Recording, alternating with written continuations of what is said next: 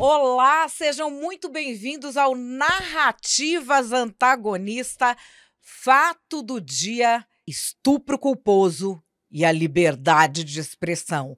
Calma que vocês vão entender direitinho, é aquele caso Mari Ferrer que desperta tantas paixões na internet. Muitíssimo obrigada pela sua companhia. Se você já é fã, aproveita, deixa a sua curtida, compartilha com alguém. Se você está chegando agora, aproveita para maratonar. Tem 100 capítulos de Narrativas Antagonista e eu vou te explicar como é que funciona, como é que é esse formato. Você não tem impressão que muita gente abriu mão da realidade e que não quer mais saber de fato nenhum? A pessoa quer saber de que lado aquilo é. Se é do meu lado, então eu estou a favor. Se não é do meu lado, então eu estou contra. Como é que a gente combate isso? Identificando as narrativas que justificam esse tipo de postura. Então eu trago para vocês, todos os dias às 5 da tarde, primeiro os fatos, depois a narrativa da esquerda, a narrativa da direita e a minha opinião. E é claro, eu peço para você deixar aqui embaixo também a sua opinião, os comentários são abertos. Diga também o que mais você quer ver aqui no Narrativas Antagonista. Combinado? Bora lá pro fato do dia. Fato do dia: estupro culposo e liberdade de expressão. Vocês já sabem, é sobre aquele caso Mari Ferrer que desperta tantas paixões. E para começar, eu quero definir o que é o fato que nós vamos abordar. O juiz deste caso acaba de processar 160 personalidades pelo uso da hashtag estupro culposo. Como essas autoridades utilizaram essa hashtag, o juiz está pedindo indenizações. São indenizações de R$15 mil para um, de R$30 mil para outro, de 160 personalidades. Este é o fato. A forma como a justiça tem lidado com a liberdade de expressão nesse caso. Quando se fala nesse caso, a gente ouve frequentemente: ah, mas a Mari Ferrer, ela estava mentindo, ela não estava mentindo. Ah, eu vi um youtuber, o youtuber fez ali uma verificação, ela está mentindo, não sei o quê. Ok, não é disso que nós estamos falando aqui, certo? Consegue entender a diferença. Ah, mas estupro culposo estava errado. Ninguém falou estupro culposo. Ela não devia ter escrito isso, não sei o quê. Concordo. É essa a discussão daqui? É outro fato. Já foi julgado, já acabou, já foi inocentado, já sabe que a história do estupro culposo era fake news, era mentira. Eu vou explicar tudo direitinho aqui. Nós estamos falando de outra coisa. De um juiz de um caso processando 160 personalidades por causa do uso de uma hashtag. Vamos começar do começo? Para você que não lembra desse caso, houve o caso em que Mari Ferrer acusava um empresário de estupro. Seria estupro por quê? Não era um estupro com violência ou grave ameaça. Seria estupro porque ela diz ter sido dopada, não está em plena consciência das suas faculdades mentais, não tinha como consentir e por isso seria um estupro. Ok? Esse caso foi julgado, ele foi inocentado. Tempos depois, surge um vídeo que não tem a ver com o veredito, de ser culpado ou de ser inocente, mas tem a ver com postura, com preparo, que é o tal do vídeo da inquirição da Mari Ferrer. Vamos dar uma olhada, não sei se você se lembra dessa história, de como foi. Essa foto aqui foi manipulada, Suíça? Essa foto aqui foi manipulada? Olha a folha, doutor, dessa aí. Muito bonita, por sinal, o senhor disse, né? Cometendo assédio moral contra mim. O senhor tem idade para ser meu pai, tinha que até os fatos. Mariana, você não vai dar, cara? Uma filha do teu nível, graças a Deus. E também peço a Deus que meu filho não encontre uma mulher que nem você. Não dá para dar teu showzinho. Teu showzinho tu vai lá dar lá no teu Instagram depois, para ganhar mais seguidores. Tu vive disso. Mariana, vamos ser sinceros. Fala a verdade, vamos lá. Tu trabalhavas no café, perdesse o emprego, estavas com aluguel atrasado 7 meses, Eras uma desconhecida. Hoje, Isso é questão de alegação, né, doutor? Alegação, a gente explora isso. Isso é o seu ganha-pão, né, Mariana? A verdade é essa, não é? É o seu ganha-pão, a desgraça dos outros, manipular essa história de virgem. Não tem nada demais essas fotos. Né? Realmente, estão de roupa, não tem nada demais mesmo. Não, a pessoa que é virgem, ela não é freira, não, doutor. A gente está em 2020. Não é freira, não estou dizendo que é freira. Por que você apagou essas fotos, então? Por que essas fotos não tem nada demais? Mas por que você apaga essas fotos, Mariana? E só aparece essa tua carinha chorando, só falta uma auréola na cabeça. Não adianta vir com esse teu choro simulado, falso, e essa lágrima de crocodilo. Eu estou implorando por respeito, no mínimo, nem os acusados. Se tu quiser, eu suspeito. Pelo amor de Deus, gente. Na época, o ministro Gilmar Mendes, do STF, se pronunciou. As cenas da audiência de Mariana Ferrer são estarrecedoras. O sistema de justiça deve ser instrumento de acolhimento, jamais de tortura e humilhação. Os órgãos de correição devem apurar a responsabilidade dos agentes envolvidos, inclusive daqueles que se omitiram. Mais uma vez, isso tem a ver com o comportamento ali. Não com o veredito que ele deu, não com condenar, não com deixar de condenar, não tem a ver com nada disso. Tem a ver com o comportamento. Bom, esse caso teve muito barulho na mídia. Esse caso teve até uma lei que passou depois que você não pode mais ter este tipo de comportamento num caso de estupro, que é alegar questões sobre a honra ou a moral da vítima como argumento. É uma lei que já existia no mundo civilizado desde a década de 90. Aqui, 30 anos depois, ainda não existia. Enfim, isso chegou até aqui. E aí a gente chega num outro ponto, que é o acerto de contas. A tal história do estupro culposo. O que aconteceu? Uma repórter, a Shirley Alves, que na época trabalhava no Intercept, ela fez uma matéria que o título era Estupro Culposo.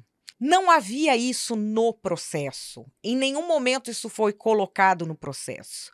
Ela utilizou isso para resumir o caso, que é o seguinte: seria um estupro porque ela não estava na sua plena consciência. Mas o acusado não sabia disso, portanto, não tinha como saber que ela não estava em condição de consentir. E ela resumiu a situação como estupro culposo, o que está errado. Ficou todo mundo achando que tinha se criado a figura do estupro culposo. O que é isso? Que é um absurdo. Isso ganhou uma repercussão gigantesca na mídia, entre artistas. Foi, não sei se você se lembra, esse caso foi uma coisa do outro mundo. E aí aconteceu o quê? O povo resolveu ir lá se ajustar com a jornalista. Os primeiros a entrar com um processo foram quem?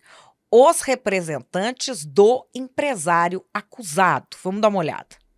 Como a reportagem foi tida pela defesa do acusado como tendenciosa, o advogado Cláudio Gastão da Rosa Filho entrou com processo acusando a jornalista de injúria e difamação. Ele queria ali fazer um acerto de contas pela forma como a reportagem se referia ao acusado. E aí aconteceu o quê? Aconteceu que lá em Santa Catarina, a juíza Andréa Cristina Rodrigues Studer, da 5ª Vara Criminal de Florianópolis, disse que não, que a jornalista estava apenas exercendo a sua liberdade de expressão. Disse que não extrapolou os limites da liberdade de imprensa e que a discussão é fundamental para o pluralismo de ideias. O centro da discussão era o seguinte, que ao inventar a expressão estupro culposo, a jornalista teria extrapolado. É o que disse a defesa do réu e a justiça disse, não, isso é liberdade de imprensa. Aí acontece o quê? Que é o que nós estamos agora. Agora vamos chegar no fato do dia. O promotor e o juiz do caso resolvem entrar com processo igual contra a jornalista, alegando que eles tiveram a sua honra maculada e sofreram ameaças devido ao uso da expressão estupro culposo. Caiu na mão da mesma juíza. A mesma juíza recebeu a ação. Qual vocês acham que foi a sentença? Pois é, a sentença foi diferente. No caso em que o juiz e o promotor alegavam terem sido difamados, a jornalista foi condenada a pagar uma multa de R$400 mil e condenada também a 1 ano de cadeia pela mesma juíza que, no caso do advogado, disse que estupro culposo era liberdade de expressão. No caso do juiz e do promotor, não era mais liberdade de expressão. Era muito grave. Tem que ir para a cadeia. 1 ano de cadeia e R$400 mil de indenização. E esse processo ainda não acabou. A jornalista está recorrendo. Logo depois que isso aconteceu, a gente tem uma outra notícia de que não é mais só este processo. Agora são 160 processos judiciais. O juiz Hudson Marcos está processando pessoas como Angélica, Ana Hickman, Astrid Fontenelle, Ivete Sangalo, Camila Pitanga, Mica Lins, Tata Werneck, Patrícia Pilar, Marcos Mion, Jorge Cajuru, Maria do Rosário, Luciana Genro, Felipe Neto, enfim, todo mundo. A atriz Mica Lins, por exemplo, ela não fez nenhum texto falando, porque vários fizeram assim, não pode ficar impune, justiça por Mari Ferrer, teve um monte. A Mica Lins, no caso, é um tweet em que ela não escreveu nada. Ela só tuitou a hashtag estupro culposo. Também tem um processo contra ela.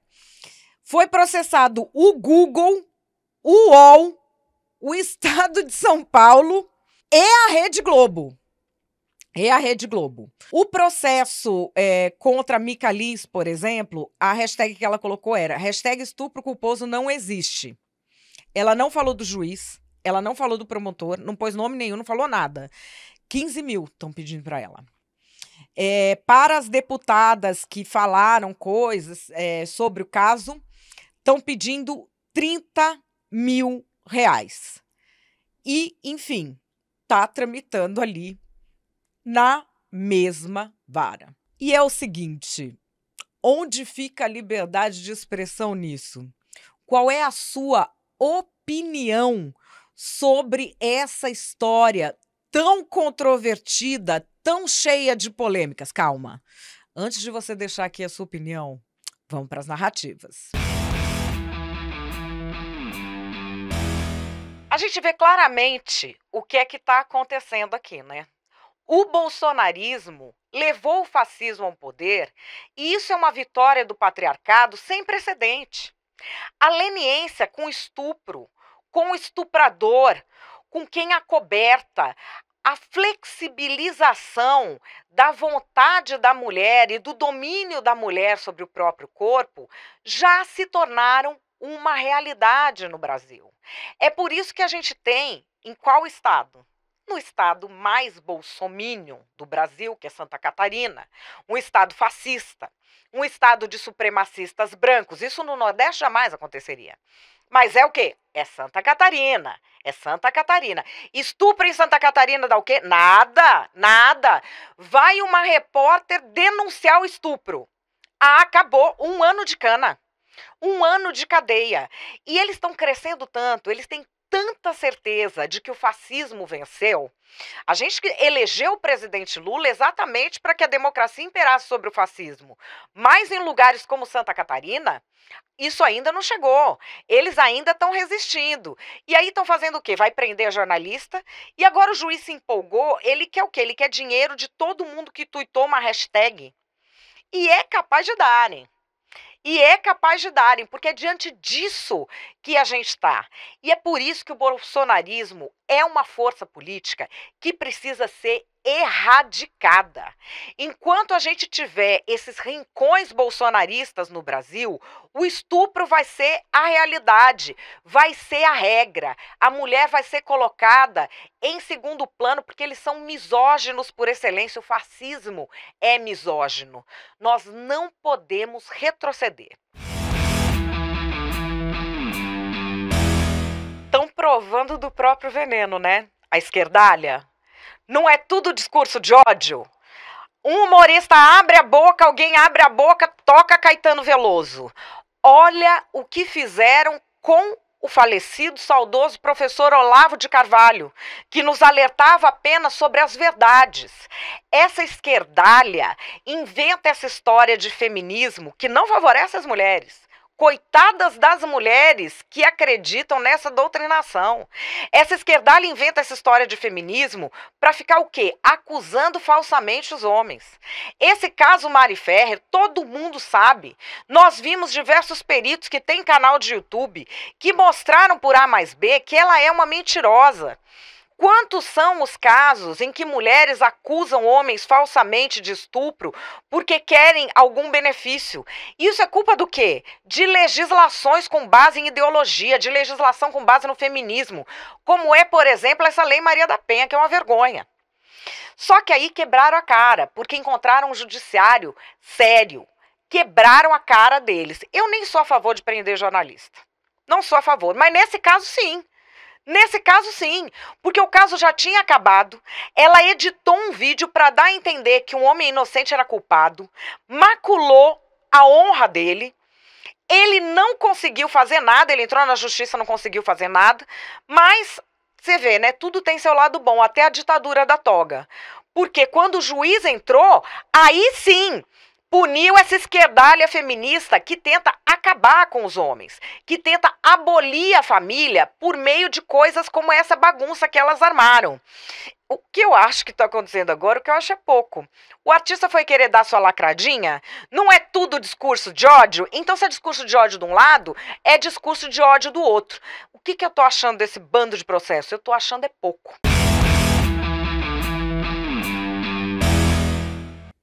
Bom, e qual é a minha opinião?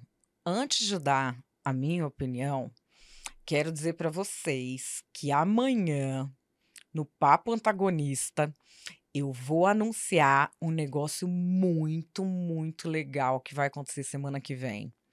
Muito diferente, que vocês não têm a menor ideia. Eu poderia anunciar aqui no Narrativas Antagonistas de número 100, poderia, mas eu vou deixar vocês na expectativa. Vocês não têm ideia do que é que tá vindo por aí. Mas, enfim, vamos voltar aqui. Vamos à minha opinião.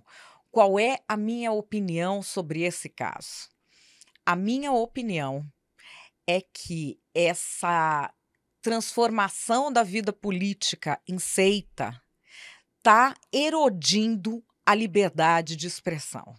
E isso ainda tem a ajuda de uma decisão muito controversa do Supremo Tribunal Federal. Vamos aqui ao caso em si. Nesse caso, as pessoas querem discutir o quê? Se a Mari Ferrer estava mentindo ou não, e se estupro culposo foi ou não fake news. As pessoas só querem discutir isso. Se você for falar, gente, mas espera aí, o advogado entrou na justiça dizendo que estupro culposo era difamação.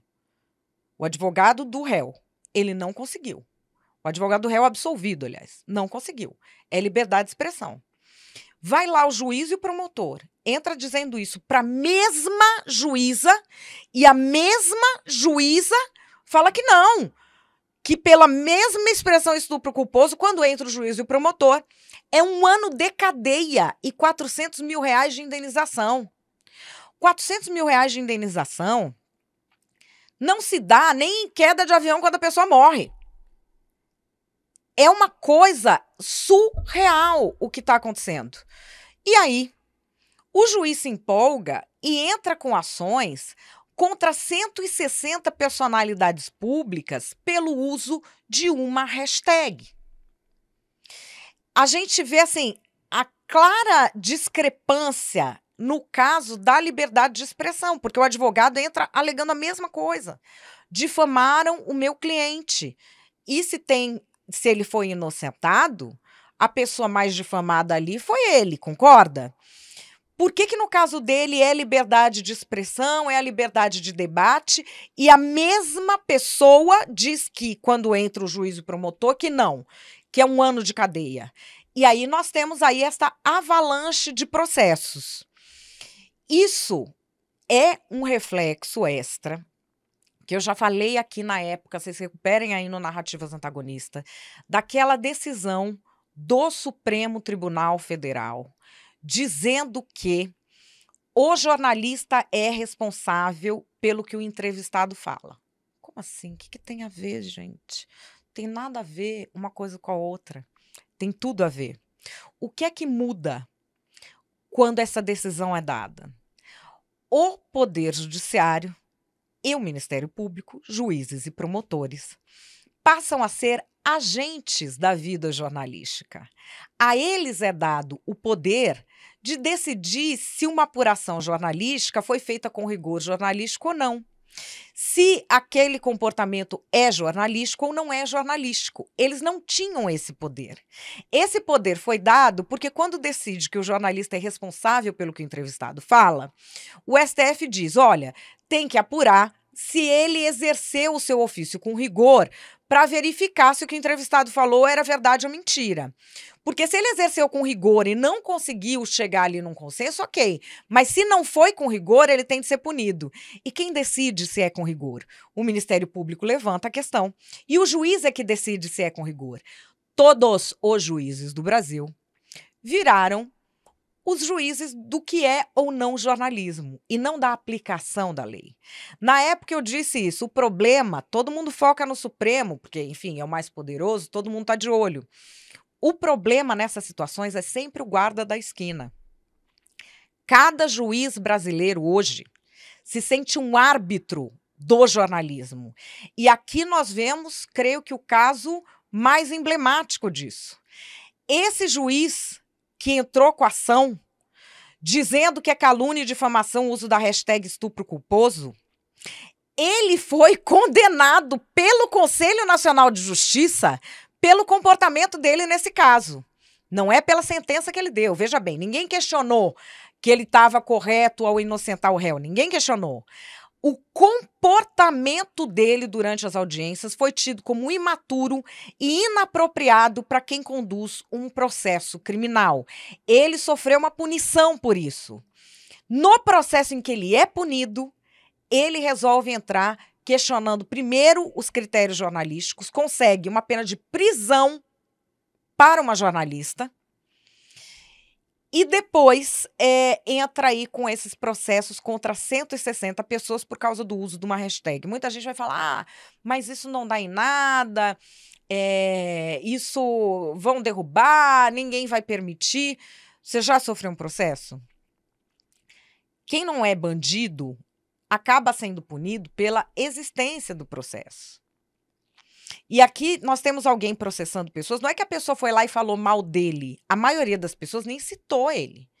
A maioria das pessoas citou uma hashtag que estava rolando, estupro culposo não existe. Nunca falou do nome dele. Então aqui nós estamos diante de uma situação que tende a se agravar e tende a limitar a liberdade de expressão.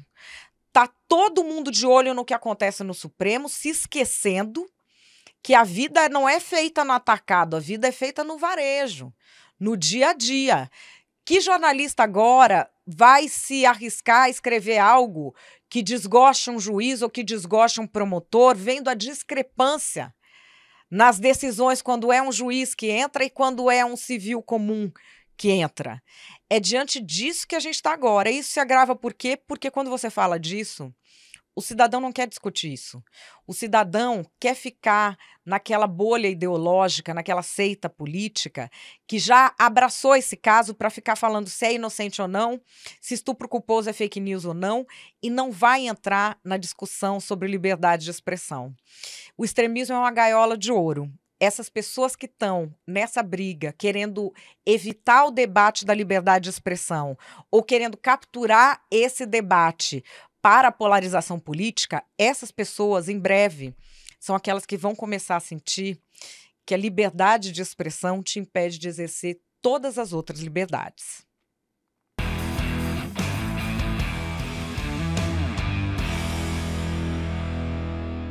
Bom, Brasil, o que é que vocês acham dessa história? Qual que é a opinião de vocês? Vão deixando aqui embaixo nos comentários, enfim.